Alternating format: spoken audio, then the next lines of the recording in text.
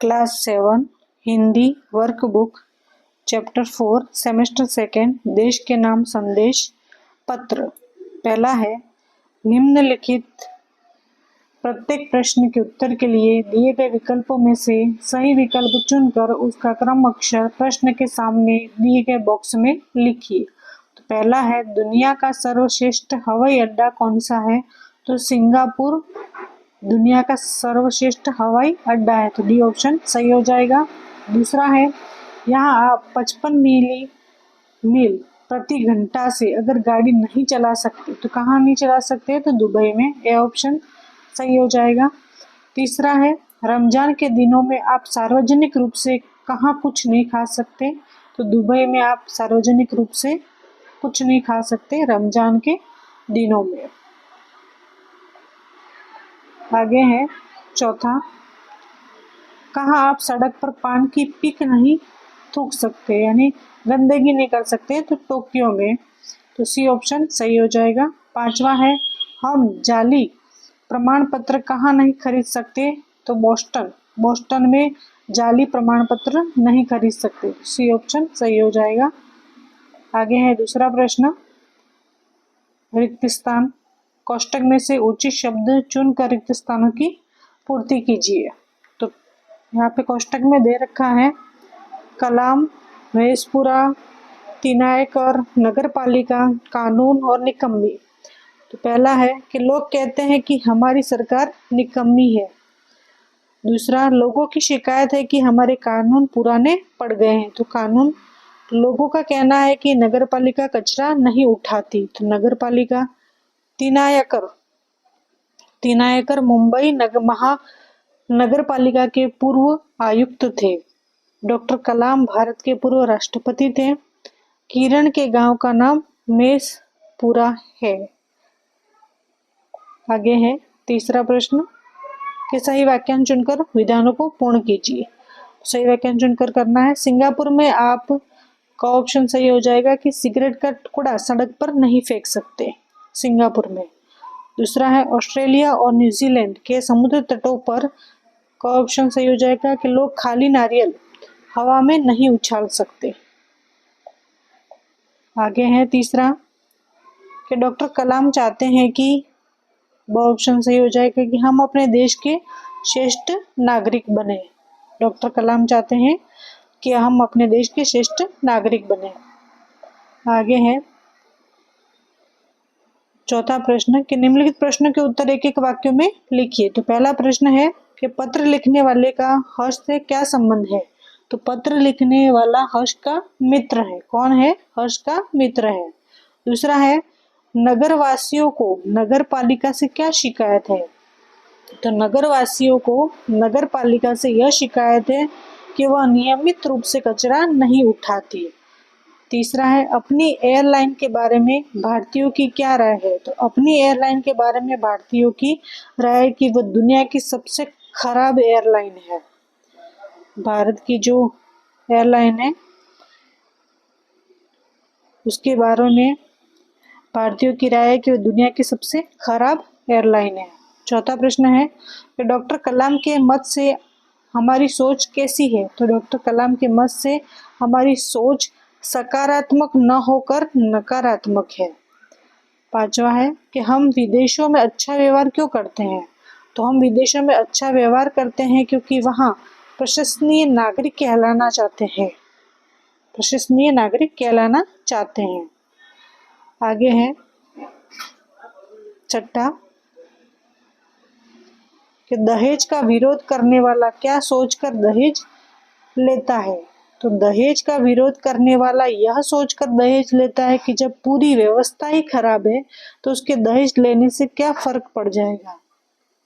सातवां प्रश्न है कि डॉक्टर कलाम ने अपने ईमेल द्वारा भारतवासियों से क्या अपील की? तो डॉक्टर कलाम ने अपने ईमेल द्वारा भारतवासियों से श्रेष्ठ नागरिक बनने की अपील की है।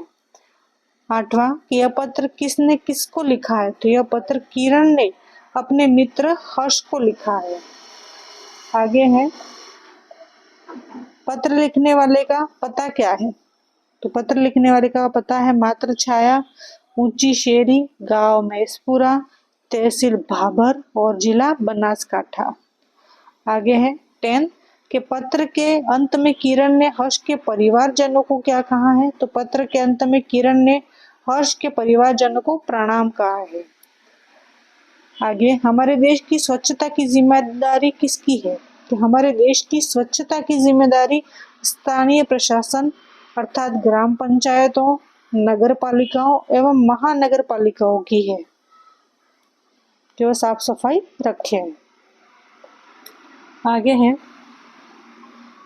5वां के निम्नलिखित प्रश्नों के उत्तर लिखिए। तो पहला प्रश्न है कि डॉक्टर कलाम के मत से हमारी सोच कैसी है? तो डॉक्टर कलाम के मत से हमारी सोच गैर जिम्मेदार है कि हम कोई जिम्मेदारी नहीं लेते हैं, गैर जिम्मेदार लोगों जैसी है कि हम खुद कुछ नहीं करना चाहते, सिर्फ अपने यहाँ की व्यवस्था को कोसना जानते हैं। हम अपना नहीं केवल सरकार का निकम्मापन दिखाई देता है। हम अपने पुराने पड़ गए कानूनों से शिकायत है। हम अपनी नगर पालिका, अपना टेलीफोन विभाग, रेलवे तंत्र और विमान सेवा में लापरवाही नजर आती है। इस प्रकार हमारी सोच केवल दोष देखने की है, दोषों को दूर करने में सहयोग करने की नहीं है कि हम सब में कमियां ही निकालते रहते हैं, खुद तो कमियां दूर करना नहीं चाहते।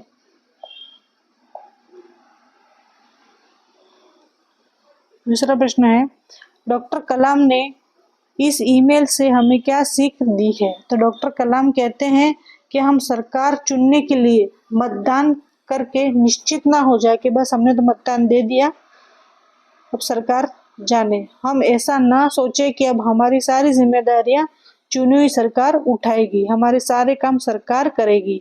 हमें रद्दी कागज भी कूड़ेदान में डालने की तकलीफ नहीं उठानी है। सामाजिक समस्याओं के बारे में भी हम अपना स्वार्थ ही देखते हैं। बाहर से दहेज का विरोध कर चुपके से दहेज लेना बहुत ही गलत बात है। इस प्रकार इस ईमेल से डॉक्टर कलाम ने हमें एक सच्चे नागरिक के रूप में अपनी जिम्मेदारियां निभाने की सीख दी है। आगे प्रश्न है तीसरा कि दूसरे देशों में और हमारे देश में जो व्यवहार करते हैं उसमें क्या अंतर है? तो दूसरे देशों में जाकर हम उनकी व्यवस्था का आदर करते हैं और उनका पालन करते हैं, जबकि हमारे देश में हम यहाँ की व्यवस्था की अनदेखी करते हैं, कोई व्यवस्था का पालन नहीं करते। दूसरे देशों में हम उनके स्वच्छता संबंधी नियमों का पालन करते हैं, गाड़ी उन देशों के नियमों के अनुसार चलाते हैं, उन देशों में बेईमानी करने की हिम्मत नहीं करते, परंतु अपने देश में हम न स्वच्छता का ध्यान रखते हैं, न गाड़ी की गति का और न ईमानदारी का। इस प्रकार दूसरे देशों में और अपने देश में हम जो व्यवहार करते हैं उसमें बहुत अंतर है। आगे है चौथा कि दूसरे देशों में लोग स्वच्छता के प्रति कैसे जागरूक हैं, कि दूसरे देश के जो लोग हैं वो स्वच्छता कैसे बनाए रखते हैं। तो दूसरे देशों में लोग स्वच्छता को बहुत महत्व देते हैं। वे सड़कों पर थूकते नहीं हैं, कागज के टुकड़े यहाँ वहाँ न फेंक कर कूड़ेदान में डालते हैं, सिगरेट के टुकड़े सड़क पर नहीं फेंकते, वो भी कचरा पेटी में डालते हैं, और कुत्तों के मालिक अपने कुत्तों को सड़क पर गंदगी नहीं करने देते। समुद्र तटों पर लोग खाली नारियल इधर उधर नहीं डालते, वे अपने रेलवे स्टेशनों को साफ सुथरा रखते हैं। इस प्रकार दूसरे देशों के लोग स्वच्छता के प्रति बहुत जागरूक हैं कि वहाँ पर बहुत ही साफ सफाई रहती है, सड़कों पर थूकते नहीं हैं, कागज के टुकड़े भी हवा नहीं फेंकते, कूड़ेदान में डालते हैं, सिगरेट के टुकड़े भी सड़क पर नहीं फेंकते, और कुत्ते के जो मालिक हैं वो भी कुत्तों को समझा देते हैं कि सड़क पर गंदगी ना करें, और समुद्र तटों पर जो लोग जाते हैं घूमने के लिए वो भी नारियल इधर उधर ना फेंक कर कूड़ेदान में डालते हैं, और रेलवे स्टेशनों को भी साफ सुथरा रखते हैं।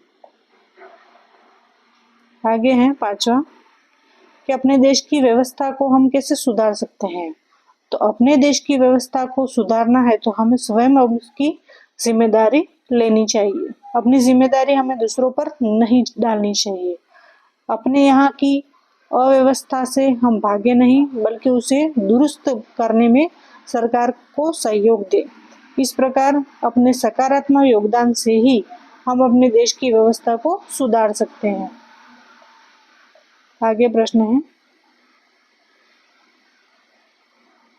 हम दूसरे देशों में उनके कायदे कानून का पालन करते हैं लेकिन अपने देश में क्यों नहीं? कि दूसरे देश में हम जब जाते हैं तो उनके कायदे कानून का तो पालन करते हैं, लेकिन अपने भारत देश में जब भी हम रहते हैं तो कोई कायदे कानून नियमों को हम नहीं मानते। तो ऐसा क्यों? तो हम में अपने राष्ट्र के प्रति गर्व और सम्मान की पर्याप्त भावना नहीं है।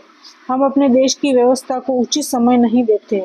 हमारे यहाँ का शासन भी सख्ती से काम नहीं कर लेता। दूसरे देश अपने देश की व्यवस्था को बनाए रखना चाहते हैं, वे उसमें गर्व महसूस करते हैं। हम भी उनसे प्रभावित होते हैं, इसलिए हम दूसरे देशों में उनके कायदे कानून का पालन करते हैं, लेकिन अपने देश में नहीं करते। आगे है 7वां, हमारे देश के विकास में कौन कौन सी समस्याएं बाधक है। हमारे देश में विकास ना होने में कौन कौन सी समस्याएं बाधक है। तो हमारे देशवासी अपने यहाँ के कायदे कानूनों का चुस्ती से पालन नहीं करते। लोग हमें खराबी के लिए सरकार को दोष देते हैं। वे अपने राष्ट्रीय कर्तव्य निभाने में रुचि नहीं लेते। अधिकारी लोग भ्रष्टाचार करने में नहीं हिचकते। ये सारी समस्या हमारे देश के विकास में बाधक है, इसलिए हमारा देश विकास नहीं कर रहा है। आगे है 8वां, देश के प्रति हमारा क्या फर्ज है, कि हम देश के प्रति अपना क्या कर्तव्य निभाएं। तो देश के प्रति हमारा फर्ज है कि हम यहाँ के कायदे कानून का पालन करें। देश की व्यवस्था हम ऐसी बनाएं जिस पर हमें गर्व हो। हम सरकार और स्थानीय प्रशासन को उनके कार्यों में सहयोग दें। हम ऐसा कोई भी कार्य ना करें जिससे देश की प्रतिष्ठा पर आ जाए। आगे है, ऐसे वर्ताव की चर्चा कीजिए जिससे हम देश में अव्यवस्था खड़ी करते हैं एवं देश के विकास में बाधा डालते हैं। हमारे देश में कभी कभी सांप्रदायिक दंगे भड़क उठते हैं। इसी तरह कभी कभी भाषावाद भी हिंसक बन जाता है। ऐसे मौकों पर कट्टरवादी लोग तोड़फोड़ करते हैं। सरकारी संपत्ति की बहुत हानि होती है। ऐसा बर्ताव देश में अव्यवस्था खड़ी करता है। अशांति के कारण देश के विकास में बाधा पड़ती है। दंगे होते हैं, भाषावाद हिंसक होती है, जो कट्टरवादी लोग होते हैं वो तोड़फोड़ करते हैं और जो सरकार की संपत्ति है उनको भी हानि पहुंचाते हैं। तो ऐसे बर्ताव से देश में अव्यवस्था खड़ी होती है और अशांति के कारण देश के विकास में बाधा पड़ती है। आगे है, दहेज एक दूषण। दहेज एक दूषण, इस विषय पर अपने विचार व्यक्त कीजिए। दहेज की प्रथा समाज के लिए अभिशाप बन गई है। दहेज के कारण योग्य शिक्षित कन्याओं का उचित समय पर विवाह नहीं हो पाता। यदि विवाह हो भी जाता है, अगर विवाह हो भी जाता है तो दहेज न लाने अथवा कम लाने के कारण वधू को ताने और व्यंग सुनने पड़ते हैं। इतना ही नहीं, उसे शारीरिक और मानसिक यातना भी दी जाती है। कुछ दहेज लोभी तो वधू को आत्महत्या के लिए मजबूर कर देते हैं या जला भी देते हैं। इस दहेज के कारण ऐसे दर्दनाक और शर्मनाक कांड होते हैं, वह सचमुच समाज का दूषण है। आगे है 6वां, कि निम्नलिखित मुहावरों के अर्थ लिखकर वाक्य में प्रयोग कीजिए। मुहावरे हैं, रशक महसूस होना। रशक महसूस होना यानी ईर्ष्या करना, मन में जलन होना। वाक्य, पड़ोसी को हमारी नई गाड़ी देखकर रशक महसूस होता है यानी ईर्ष्या होती है। कदम रखना यानी पहुंचना। चांद पर कदम रखना अब कोई बड़ी बात नहीं है। आगे है 3, दोष मढ़ना यानी आरोप लगाना, इल्जाम लगाना। वाक्य, गलती आप करे और दोष मुझ पर मढ़े, यह कहाँ का न्याय है। आगे 4, नाज नखरे उठाना यानी खुशामद करना। मतदाता सोचता है कि अब उसके नाज नखरे नई सरकार उठाएगी। 3, गला फाड़ना, जोर जोर से बोलना। वाक्य, एक नेताजी महंगाई के खिलाफ गला फाड़ रहे थे। आगे है, शब्दों को उचित क्रम में रखकर अर्थपूर्ण वाक्य बनाइए। में सफाई खुदाई है तो सफाई में खुदाई है। मेरा महान भारत तो मेरा भारत महान। लेना और दहेज पाप देना है, तो दहेज लेना और देना पाप है। आदर्श भारत को आओ बनाए मिलकर राष्ट्र, कि आओ मिलकर भारत को आदर्श राष्ट्र बनाए। आगे है 8वां, हमारे जीवन में सफाई का महत्व समझाते हुए अपने मित्र को पत्र लिखें। आपको पत्र लिखना है सफाई का महत्व समझाते हुए। ये एड्रेस है 9 मानव मंदिर, आशापुरा रोड, नडियाद। ये तारीख लिखी हुई है।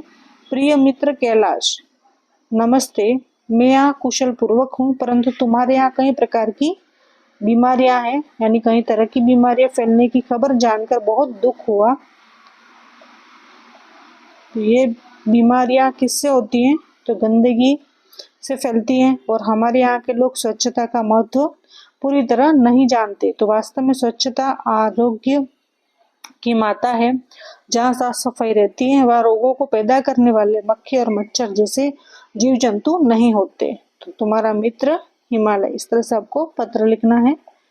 आगे है निम्नलिखित वाक्यों के काल पहचानिए। काल पहचानने हैं वर्तमान काल, भूतकाल, भविष्य काल, वो काल पहचानने हैं। जैसे मैं क्रिकेट खेलता हूँ तो वर्तमान काल। मैं कल अंबाजी गया था, कल गया था तो भूतकाल, जो गया वो। कोई गाना गा रहा है तो वर्तमान, तो अभी गाना गा रहा है। आज ठंड ज्यादा होगी तो भविष्य काल, भविष्य। कल हम स्कूल से प्रवास जा रहे हैं तो वर्तमान काल। परसों कश्मीर में हिम वर्षा हुई तो भूतकाल।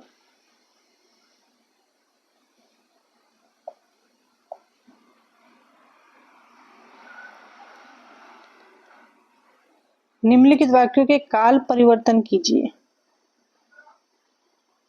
मैं बाजार गया तो भविष्य काल करना है, तो मैं बाजार जाऊंगा।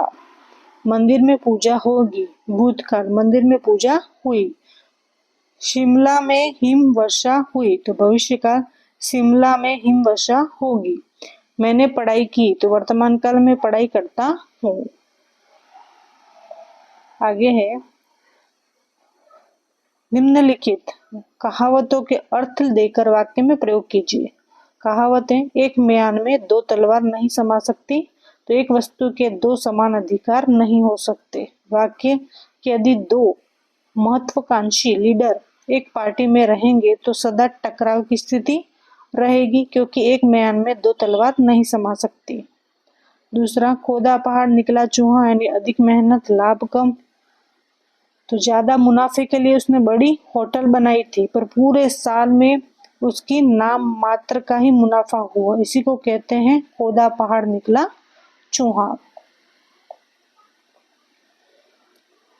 तीसरा है जिसकी लाठी उसकी भैंस, यानी शक्तिशाली की ही जीत होती है। वाक्य, सेठ जी ने अपने निर्दोष नौकर पर चोरी का इल्जाम लगाकर उसे 2 साल के लिए जेल भिजवा दिया। किसी ने ठीक ही कहा है, जिसकी लाठी उसकी भैंस।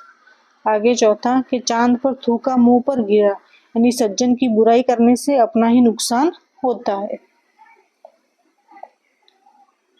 वाक्य है कि उन्होंने उसकी अच्छी धुलाई की। तब वहां खड़े एक व्यक्ति ने कहा, अरे भाई, चांद पर थूका मुंह पर गिरा। 5वां, छोटा मुंह बड़ी बात, यानी अपनी योग्यता से बढ़कर बात करना। वाक्य, उसके मुंह से इन सारे आयोजन की बात सुनकर सेठ बोले, भाई यह तो छोटे मुंह बड़ी बात है। दूर के ढोल सुहावने लगना, यानी दूर से हर चीज अच्छी लगती है। वाक्य, लड़की को बहुत पछतावा हुआ और उसके मन ही मन कहा कि सचमुच दूर के ढोल सुहावने लगते हैं। दोनों हाथों में लड्डू, यानी दोनों तरफ से लाभ। बाबर ने कहा, वीरों, हम युद्ध में जीतते हैं तो हमें विजय मिलेगी और हारते हैं तो जन्नत मिलेगा। इस तरह हमारे दोनों हाथों में लड्डू है। सांप भी मरे और लाठी भी ना टूटे। सांप भी मरे और लाठी भी ना टूटे। बिना हानि उठाए काम बन जाए।